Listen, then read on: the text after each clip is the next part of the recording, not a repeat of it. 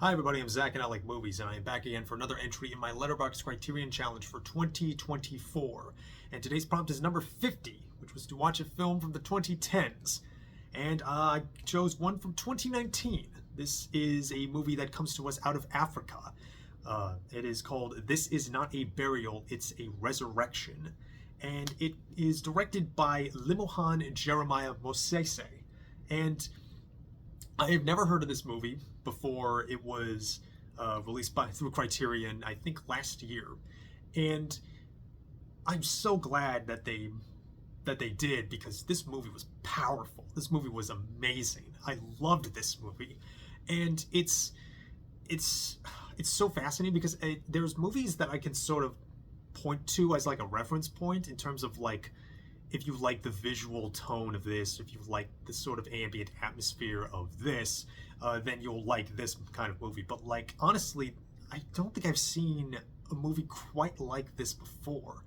And it's so hypnotic. Like it's sort of one part tone poem, another part sort of slice of life, sort of another part political critique, and one part funeral dirge and an equal part memorial. You know, this is a movie that's sort of trying to cast as wide a net around the complex beast that is death. This is a movie that is very in mourning. It's mournful, it's sad, but also sort of not both accepting but also defiant in the face of powers that refuse to acknowledge death, and there's no care for the dead. And so to sort of give the log line of this movie, it is set in a village in the South African kingdom of Lesotho. I think I'm pronouncing that right. And it is about an 80-year-old woman, Makhaola, who is wonderfully performed by this actress, Mary Twala Mhlongo, who she sadly passed away not long after this movie was released. And it's her. She is grieving because she has lost her son. It was her last living relative. She lost her husband. She lost her other children. She lost her parents, of course, and she is the only one of her family left. And her priest gives her, she's a Christian woman. Her priest tries to give her comfort, but her village is also sort of under strain, because there's a dam that is going to be built, upriver, and the community needs to be resettled. And this sort of sparks a new lease on life of her, of like trying to make a stand and make a stand and try to save the village. It's sort of this, and that sort of log line I could give you a sort of cliched, like, very inspirational human story of, like, the power of community and the power of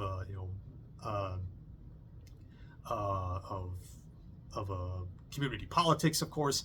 But it's not sentimental at all in that sense, and it's much more about, and it's so much of the story is told in this movie's cinematic language of these very lyrical passages. It's very poetic and experimental, especially in that first hour of the movie. It's we're sort of like seeing the sort of various other villagers and the livelihoods that they have, and there are a lot of very lyrical passages of just sort of like watching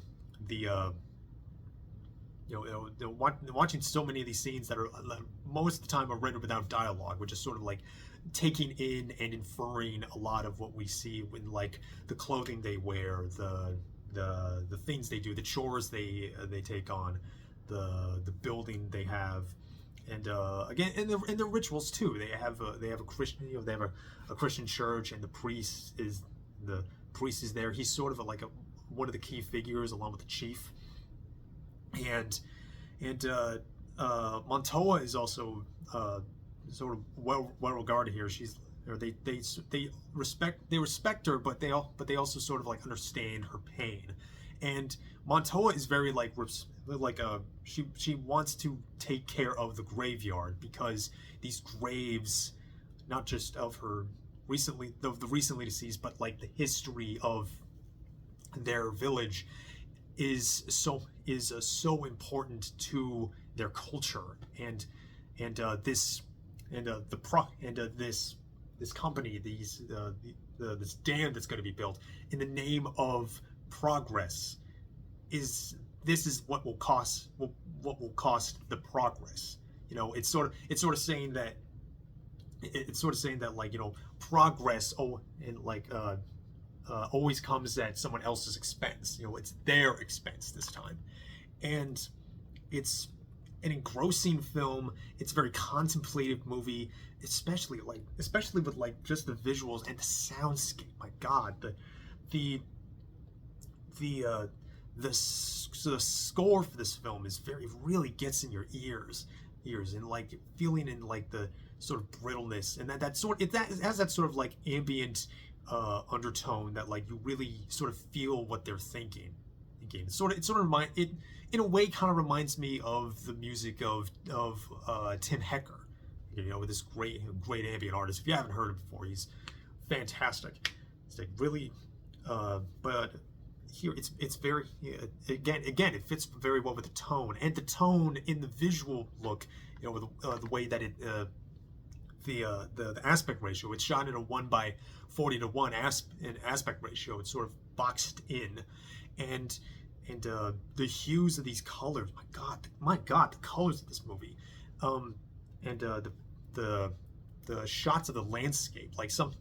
There's a shot of Montoya where she's like dwarfed by the background of cloud-covered sky and just like aching gray, and it really shows like that's grief. That's what mourning feels like. And it's almost as if like the land itself is mourning too, like the dead still here and are sort of casting the village in this sort of ghost-like existence. And actually, Montoya, she sort of strikes up this conversation with this young boy, who sort of and she tells the story of how the village came to be, how this place was called the Plains of Weeping, during the time of a Black Plague, when people in far-off villages would carry their sick to healing centers in the capital, but they would have to pass through these plains. But most often the journey was so long and the people were so sick that the sick were already dead, and they refused to leave the dead behind, and they buried them here in these plains. And then the missionaries who came from afar settled here and named it Nazareth. But to them, it will always be the Plains of Weeping. And that's really it. And again, that really is the feel of the movie, just this sort of achingness of a death and remembrance and grieving. And Montoya sort of like starts to even like make her own funeral arrangements. She sort of tries to pay off this guy to like build her a grave, but he feels like that's a bad omen, because building a grave for someone who's still alive feels like a sin. And I have to wonder, like, that sort of called to mind actually this wonderful Iranian film from the 90s called Taste of Cherry, which is about a suicidal man who's looking for help for someone to bury him when he commits suicide. He already has the plans up. He's just looking for somebody to just like put the dirt on him, And I wonder if that was. I feel like maybe that could have been an inspiration, because Abbas Kiarostami, the director of Taste of Cherry, there's a great attention paid to the land and the contemplativeness of the dirt, of the soil and the dirt, and I think and again I feel like maybe Mosese had that inspiration in mind, because he said that he wanted to focus not just on the landscape of, you know, the nature, but also the landscape of the face. And man, what a face he has! What faces he has! He really knows how to make the most out of a close up, especially with Mary Twala. She's so great in here, and when he has these wonderful close-ups, with the sound of her voice, the visage of her face, you really feel the decades and feel the weariness, and yet her soul asks for more courage. And in a way, you sort of feel that courage, and the way that some of the other villagers, like the priest, how the chief sort of is a little, it's sort of beyond my control. I'm you know, but you know, he feels sort of empowered by her and the priest and some of the other children there too. And it really is it's really fascinating. Again, this is a movie that you really need to kind of sit down and lean into, you know, really respond to. You know, I think if you aren't in the mood for something a little more slower, a little more again, a little more of a tone poem, then maybe this won't be for you. But I think I really like this. I really want to see. I really need to own this physically. That I think this is I watched this on the Criterion channel. It's streaming there with the really good interview from Lemohang, Jeremiah Mosese, but also has some of his two of his short films, another feature he did, and they sort of have more experimental visual styles and story structures, but it's very unique. It's very emotive, and yeah, I think this is kind of an underseen marvel. I really loved this, and I also really loved how I really loved this movie's use of color.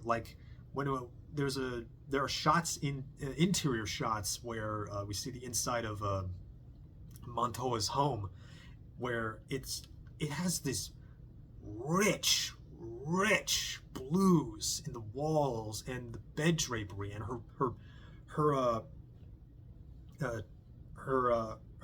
bedding has this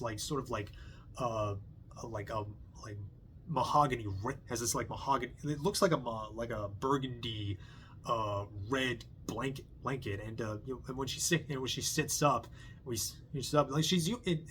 has this beautiful brown dress that really stands out, and especially since given how much of the film she's she's always dressed in this very widow's you know, dress, you know, has a shawl and all, and she looks like she's always at her own funeral, and man, yeah, the strong, and it really sets her apart from the rest of the villagers who also have these again, these beautiful blues and these greens and these sort of minty brown colors to them.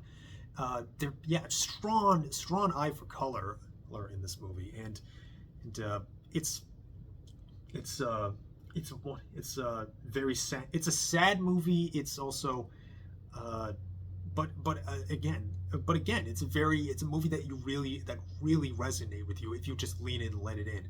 And there's even one line that the priest says when he tries to relate to Montoa about the pain and sorrow of loss.